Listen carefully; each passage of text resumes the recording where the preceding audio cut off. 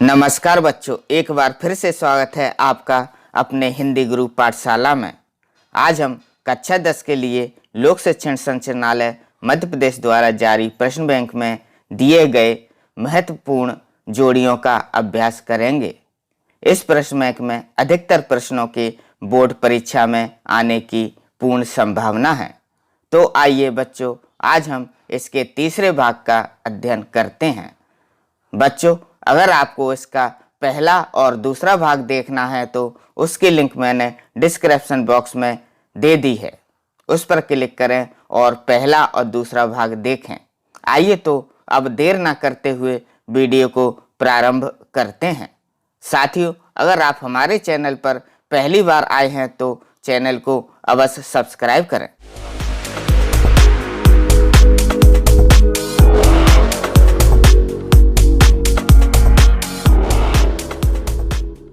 आइए बच्चों, देखते हैं पहली जोड़ी।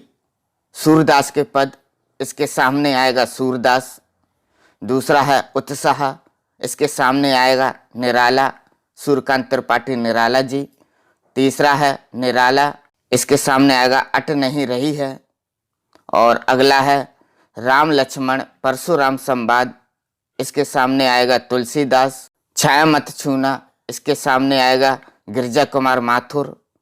आत्मकथ्य, इसके सामने आएगा जयशंकर प्रसाद। और कन्यादान, इसके सामने आएगा ऋतुराज। जोड़ी है सूरदास का जन्म और मृत्यु, इसके सामने आएगा सही उत्तर के रूप में सन 1478 से सन 1583। अगला है तुलसीदास जी का जन्म और मृत्यु, इसके सामने आएगा सन 1532 से सन 1623। अगला है जयशंकर प्रसाद का जन्म और मृत्यु, इसके सामने आएगा 1889 सन 1937। अगला है निराला जी का जन्म और मृत्यु, इनके सामने आएगा सन 1899 और सन 1918। अगला है गिरिजा कुमार माथुर जी का जन्म और मृत्यु, इसके सामने आएगा सन 1918 और सन 1994। अगला है ऋतुराज का जन्म, इनके सामने आएगा सन 1940। अगली जोड़ी देखें बच्चों, पृथ्वीराज रासो, इनके सामने आएगा महाकाव्य और संचारी भावों की संख्या, इसके सामने आएगा 33।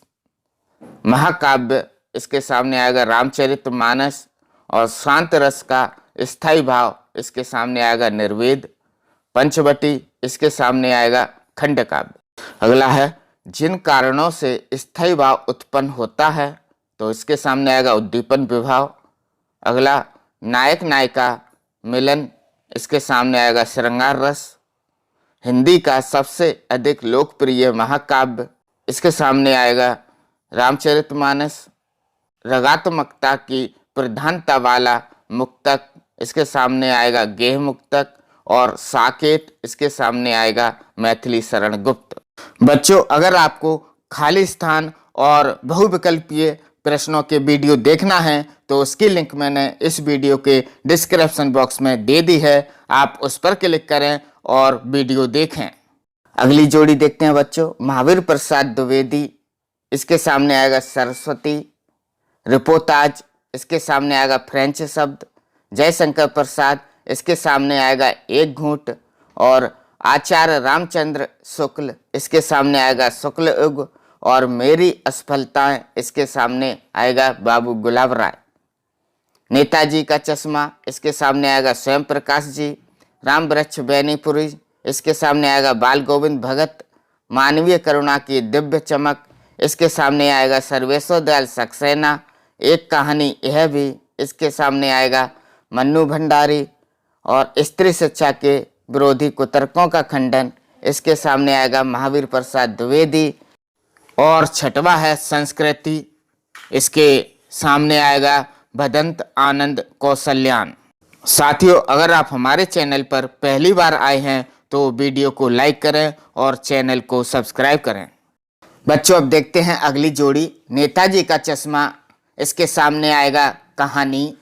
दूसरा है एक कहानी यह भी, इसके सामने आएगा आत्मकथा का अंश। और तीसरा है बाल गोविंद भगत, इसके सामने आएगा रेखा चित्र।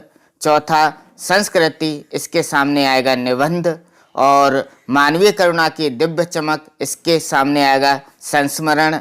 और छठवा है स्त्री शिक्षा के विरोधी कुतर्कों का खंडन, यह लेख है, इसके सामने आएगा लेख। देखते हैं अगली जोड़ी, स्वयं प्रकाश, इसके सामने आएगा 1947। रामवृक्ष बैनीपुरी, इसके सामने आएगा सन 1899। सर्वेश्वरदयाल सक्सेना 1927। और हजारी प्रसाद द्विवेदी सन 1864। और मन्नू भंडारी सन 1931। और भदंत आनंद कौशल्यान सन 1905। आइए बच्चों, अब देखते हैं अगली जोड़ी, शब्दों के सार्थक योग को कहते हैं, इसके सामने आएगा वाक्य कहा जाता है। शब्दों के सार्थक योग को इसके सामने आएगा वाक्य कहा जाता है। दूसरा है नीलकमल, यह कर्मधारय समास है।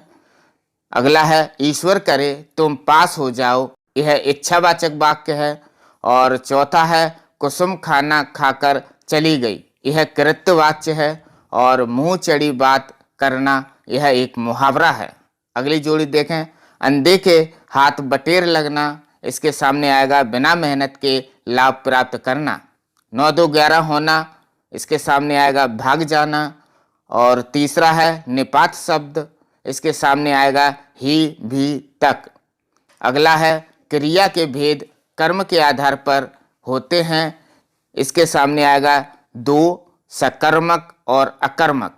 अगला है समुच्चय बोधक को, इसके सामने आएगा विराम चिन्ह, समुच्चय बोधक को विराम चिन्ह कहा जाता है।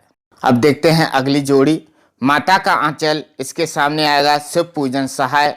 जाज पंचम की नाक, इसके सामने आएगा कमलेश्वर। मैं क्यों लिखता हूँ, इसके सामने आएगा अज्ञेय। निबंध, इसके सामने आएगा मैं क्यों लिखता हूँ। कहानी, इसके सामने आएगा जार्ज पंचम की नाक। उपन्यास का अंश, इसके सामने आएगा माता का आंचल। अब देखते हैं बच्चों अगली जोड़ी, शिव पूजन सहाय का जन्म, इसके सामने आएगा सन 1893। देहाती दुनिया, इसके सामने आएगा शिव पूजन सहाय जी। कमलेश्वर का जन्म, इसके सामने आएगा 1932। सारिका, इसके सामने आएगा कमलेश्वर। अज्ञे, इसके सामने आएगा सच्चिदानंद हीरानंद वात्सल्यान। अगला है अज्ञे का जन्म, इसके सामने आएगा सन 1911। साथियों, अगर आप हमारे चैनल पर पहली बार आए हैं तो चैनल को अवश्य सब्सक्राइब करें, और अगर आपको वीडियो उपयोगी लगे तो अपने अन्य दोस्तों को अवश्य शेयर करें। धन्यवाद।